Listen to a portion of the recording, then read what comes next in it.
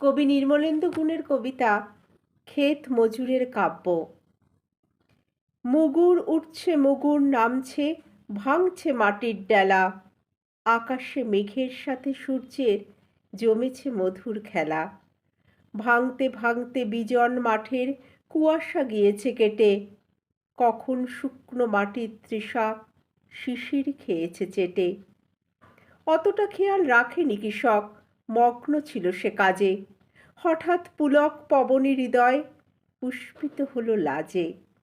ফিরিয়া দেখিল বধূটি তাহার পেছনে আলের পরে, বসে আছে যেন ফুটে আছে ফুল গোপনে চুপটি করে। সামনে মাটির লাল শানকিটি জরির আঁচলে বাঁধা, আজ নিশ্চয় মরিচে রসুনে বেগুন হয়েছে রাধা। হাসিয়া কৃষক মরাল বাঁশের মুগুর ফেলিয়া দিয়া, কামু কাখির নিবিড় বধনে বাঁধিল বধূর হিয়া। বরুণ গাছের তরুণ ছায়ায় দুজনে সারিল ভোজ, বধূর ভেতরে কৃষক তখন পাইল মনের খোঁজ। মেঘ দিল ছায়া, বনসঙ্গমে পুরিল বধূর আশা।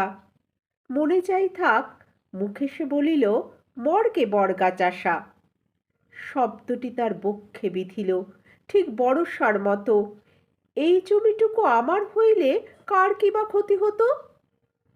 কাতর কণ্ঠে বধূটি শুধালো, আচ্ছা ফুলের বাপ, আমাগো একটু জমিন হবে না? জমিন চাওয়া কি পাপ?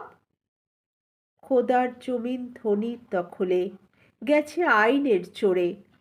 আমাগো জমিন আইব যেদিন আইনের চাকা ঘোরে।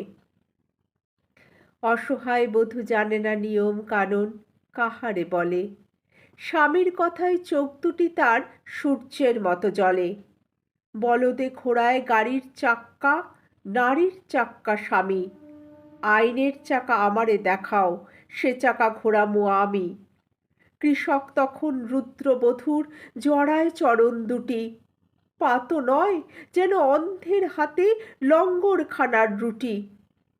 যতটা আঘাত সয়ে মৃত্তিকা উর্বরা হয় ঘায়ে, ততটা আঘাত সইল না তার বধূর কোমল পায়ে। পা দুটি সরিয়ে বধূটি কহিল, করো কি ছাড়ো, মানুষে দেখলে জমি তো দিবে না, দুর্নাম দিবে আরো।